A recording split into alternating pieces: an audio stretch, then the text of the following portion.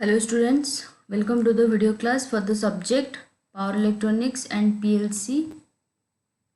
This subject is for 5th semester Electrical and Electronics Diploma Engineering students.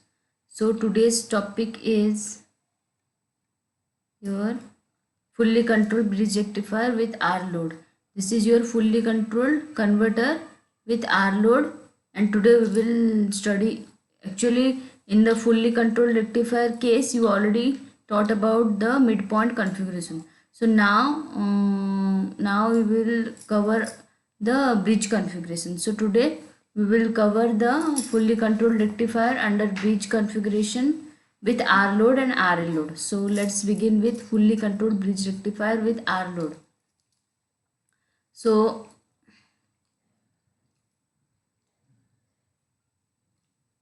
this is the circuit diagram portion. Here it is supplies Vi is equal to Vm sin omega t. This is your single phase transformer. This point is named as A. This point is named as B. It is connected here. Here fourth thyristor T1, T2, T3, T4 are connected in bridge format. In one branch there is 2 thyristor, another branch there is 2 thyristor. So here one limitation is that in one branch no 2 thyristors are turned on at same time, because if 2 thyristors turn on at same time of one branch, then this branch will be short circuited. That's why only in the same branch only one thyristor will turn on at a particular time. So, and this is the resistive load.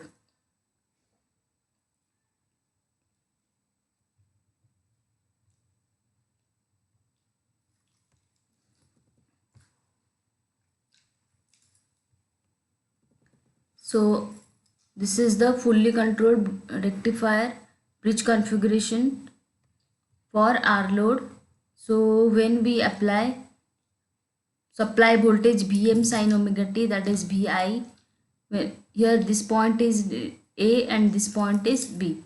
So if I apply supply voltage Vm sin omega t, it will appear across at these 2 points A and B. When A positive and B negative, that means when A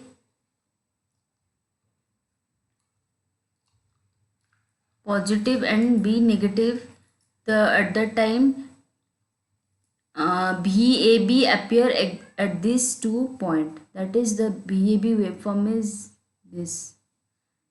At the same time, A is positive means it is forward, supply voltage is forward biased. Thyristor T1 and T2 are forward biased at that time, and T3 and T4 are reverse biased.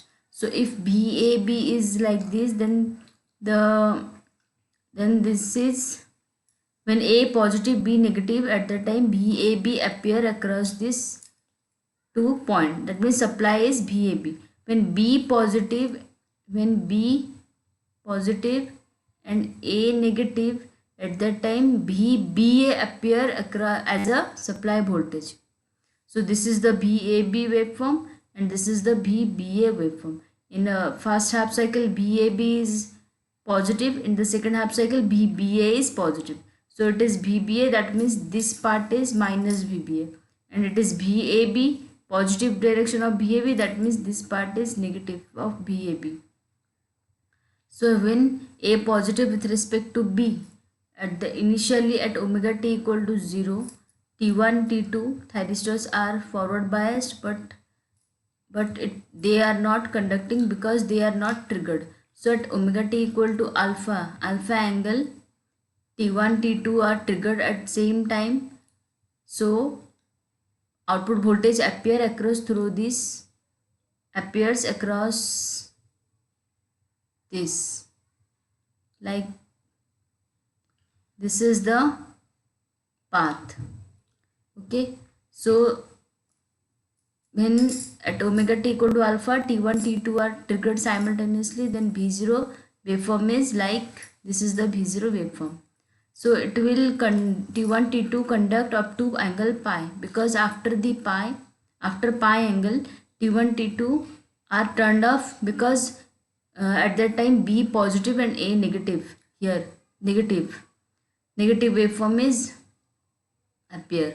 So when B positive, A negative, T1 T2 are turned off by natural commutation. Natural commutation means negative voltage appear across these two thyristors and current is below holding current level. So from pi angle T1 T2 are turned off by natural commutation and T3 T4 are forward biased.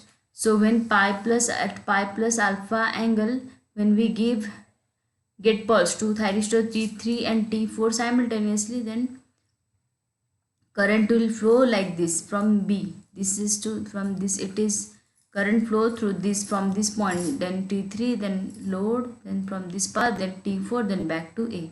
This is the path. So this is the output current. As it is a resistive load case, that means output current is in phase with output voltage waveform. So output current waveform is similar with V0 waveform, and these are the waveform for Vt1 and Vt2, and this is the waveform for Vt3 and Vt4. So when thyristor T1 T2 on, at that moment voltage appear across these thyristors as 0. From alpha to pi voltage is 0, and the rest part of a complete cycle are followed by supply voltage. Similarly Vt3 T4, here from pi plus alpha to 2 pi, voltage across T3 and T4 are 0, and rest part is followed by supply. Here the average output voltage equation is this is the average output voltage equation. V0 is equal to Vm by pi whole into 1 plus cos alpha. This is average output current V0 by R, that is equal to Vm by pi R into 1 plus cos alpha, and circuit turn off time is equal to pi by omega second, because here the circuit is completely turned off from 0 to pi, and here the circuit is turned off from pi to 2 pi. That's why it is Tc is equal to pi by omega.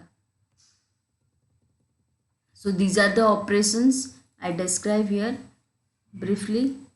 You can note it from these explanations. Okay, I already told you what is this line commutation. Clear? Line commutation is also known as natural commutation, which we already covered in commutation part. This is the commutation process where the thyristor can be turned off with the reverse voltage appear across the thyristor. At this moment, when we apply reverse voltage across thyristor, anode current level is reduced below the holding current level, which we already studied in the commutation part. So this is all about your fully controlled bridge rectifier with R load. The next part is the with RL load. So this is the configuration, circuit configuration, same as R load. Only difference is here the load is RL load. So due to this inductance, due to this RL load, what are the changes? We just noticed here. See, this waveform is VAB. This is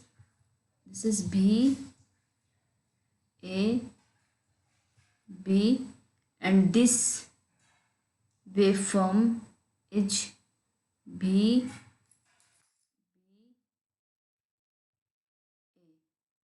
So when VAB appear across thyristor T1 and T2, we assume here the continuous current waveform. It is the continuous current waveform is like this. So assume that previously current is conducted, output current is conducting like this. So when T1 T2 turned on and gated by get pulse at an angle alpha, this is the alpha angle.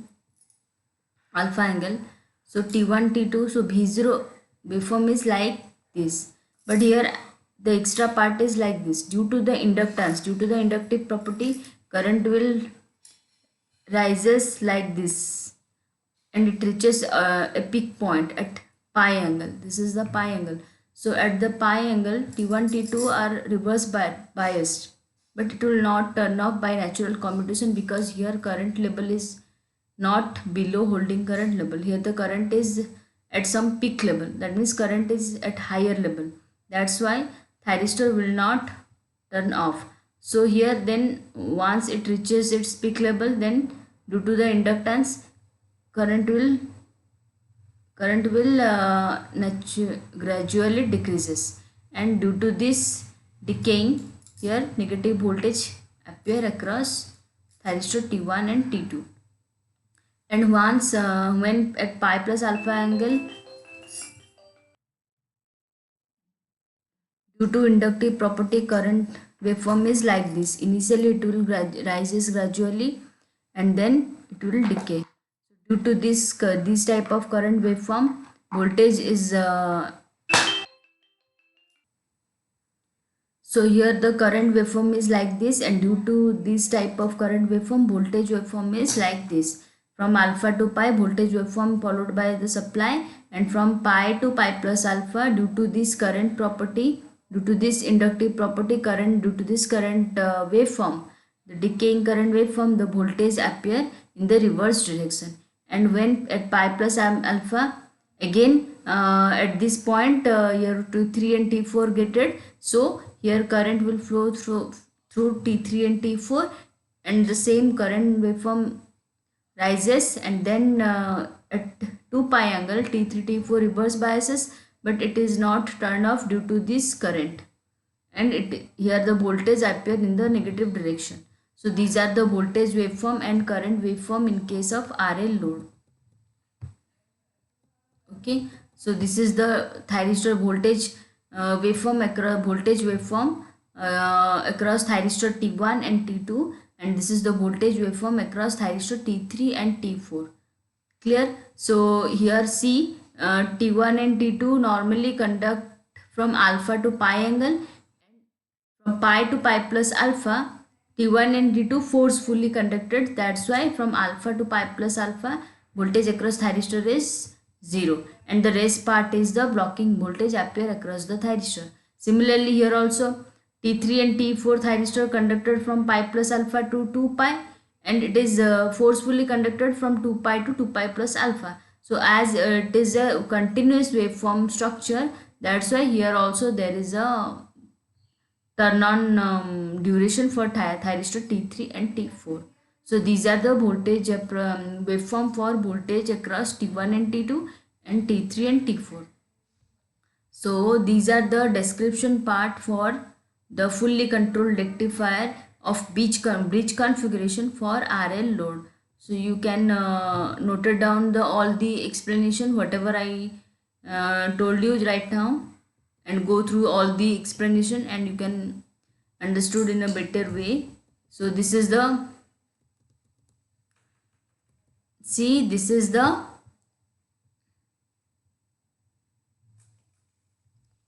average output voltage V0 is equal to 2 Vm by pi into cos alpha. It is the average output voltage equation. Then average output current I0 is equal to V0 by R, that is equal to 2 Vm by pi R into cos alpha. Here the circuit turn of time, this is your pi minus alpha by omega second. How it is pi minus alpha by omega second? See, pi minus alpha by omega second. See, thyristor turn off from pi plus alpha to 2 pi. So if I minus 2 pi minus pi minus alpha, that is pi minus alpha. Similarly here also thyristor off from alpha angle to pi angle, that's why it is directly come pi minus alpha by omega. So here the circuit turn of time is pi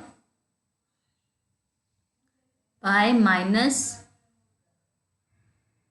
alpha divided by omega. Clear? Okay. So these are all about the fully controlled bridge rectifier